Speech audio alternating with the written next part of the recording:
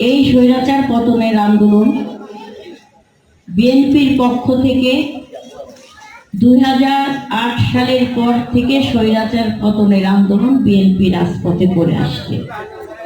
এই আন্দোলন করতে যে গত 17 থেকে 15 বছর যাবত বাংলাদেশ জাতীয়তাবাদী দলের নেতৃবৃন্দরা স্বৈরাচার শেখ হাসিনার প্রতিহিংসার শিকার হয়ে কেউ ঘরে থাকতে পারে নাই। আমাদের শত শত নেতৃবৃন্দরা গুম হয়েছে, খুন হয়েছে, শহীদ মৃত্যুবরণ করেছে রাজপথের আন্দোলনে। আমাদের অসংখ্য অঙ্গ সহযোগী সংগঠনের নেতৃবৃন্দ, বিএনপি নেতৃবৃন্দরা, যাদের পরিবারের স্বজনের চোখের জল কিংবা চোখের পানি এখনো মুছে যায় নাই। প্রতিনিয়ত আপনারা দেখবেন যখন গুম দিবস হয়, যখন গণতন্ত্র দিবস হয়, যখন কোনো এই যে গুম নিয়ে, খুন নিয়ে কিংবা কোনো সভা সমাবেশ হয়, তখন দেখবেন শত শত এই গুম হয়ে যাওয়া হারানো নেতৃবৃন্দের স্বজনদের চোখের পানি আপনারা সকলে লক্ষ্য করেছেন। এখন যার বাবা গুম করে ফেলেছে শেখ হাসিনা, সেই পরিবারটাকে আপনি কি দিয়ে বোঝাবেন? ওর বাবা কি কোনো সন্ত্রাসী কর্মকাণ্ড করতে গিয়ে গুম হয়েছে? না, তারা গুম হয়েছে বাংলাদেশের জনগণের গণতান্ত্রিক অধিকার প্রতিষ্ঠা করার সংগ্রামে বিএনপির পতাকা হাতে নিয়ে রাজপথে আন্দোলন করতে যে। আমার যেসব ভাইয়েরা রাজপথে শহীদে মৃত্যুবরণ করেছে দীর্ঘ 17 বছর যাবত, তাদের চোখের পানি কি কেউ মুছে দিতে পারবে? কিংবা সেই স্বজন হারানো ব্যক্তিটাকে তার পরিবারের কাছে ফিরে দিতে পারবে? তাদের অপরাধ কি? তারা গণতন্ত্রের জন্য, মানুষের অধিকার প্রতিষ্ঠা করার জন্য সংগ্রাম করেছে।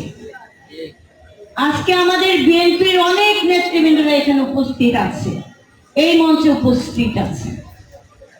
এক একটা নেতৃবৃন্দর নামে আমার মনে হয় কম করে হলো 20-এর অধিক মামলা আছে।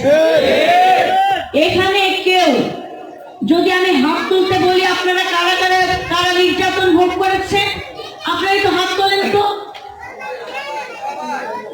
আপনারা দেখতে পাচ্ছেন কতজন তারা নির্যাতন ভোগ করেছে, হাতটা নামা। এই আন্দোলন তো শেখ হাসিনার পতনের আন্দোলন তো একদিনে 2 দিনে গড়ে উঠে নাই।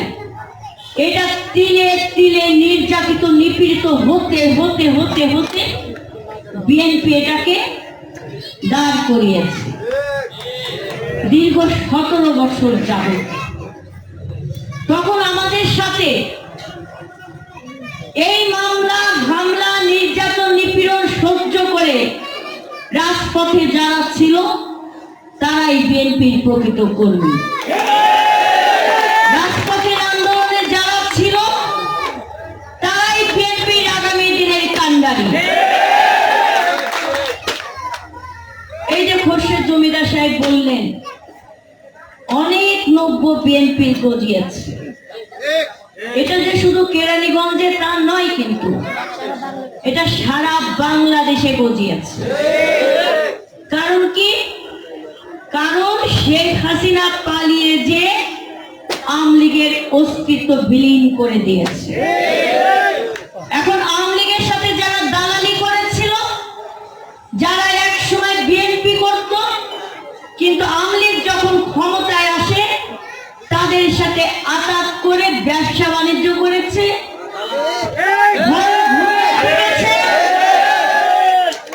এবং নিজের ধন সম্পদ সন্তানকে বহু তহবিলে শেল্টারে দিয়ে রেখেছে।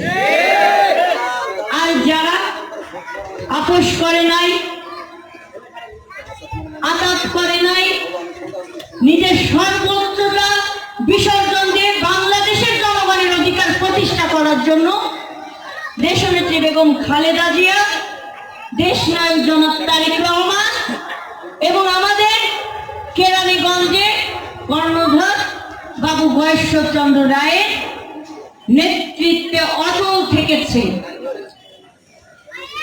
তারা এখন বড় বিপদে আছে। তারা এখন বড়ই বিপদে আছে। কারণ মাথায় রাখে, সব গ্রামে কিছু মোড়ল থাকে, সব পাড়াতে কিছু মুরব্বী থাকে। আমি যাহা বলিব তাহাই সঠিক, তাহার বাইরে আর কোনো কিছু সঠিক না।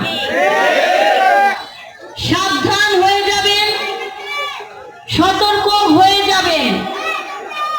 আমাদের পরীক্ষিত, নির্যাতিত, নিপীড়িত নেতৃবৃন্দ, যাদেরকে বাংলাদেশের আপমর জনগণ যেমন চেনে, যেমন বাবু গয়েশ্বরচন্দ্র রায়, তাকে তার সতীত্বের পরিচয় দেওয়ার জন্য এখন কোনো প্রয়োজন নাই। যেমন আমাদের থানা বিএনপির যে সকল নেতৃবৃন্দরা আছে, যারা হাত তুলে জানান দিয়েছেন তারা কারা নির্যাতন ভোগ করে আসছেন, তাদের দিকে আঙুল তোলার আগে 10 বার চিন্তা করে ভাবতে। 17 বছর 15 বছর যাবত স্বৈরাচারের নির্যাতন নিপীড়ন সহ্য করে, পুলিশের নির্যাতন সহ্য করে, আওয়ামী সন্ত্রাসীদের নির্যাতন সহ্য করে আমার এই বিএনপি নেতৃবৃন্দরা বিএনপিকে টিকিয়ে রাখেছে শুধুমাত্র তাদের সততার পরীক্ষা দিয়ে। তাই আমাদের দলের ভারপ্রাপ্ত চেয়ারম্যান তিনি বলে দিয়েছেন, আমার দলের নব্য কোনো বেঈমানের প্রয়োজন নাই। আমার দলের নির্যাতিত, নিপীড়িত যে সকল ভাইরা দলের দুর্দিনে ছিল, তারাই বিএনপি চালাবে, তাদের নেতৃত্বে বিএনপি চলবে।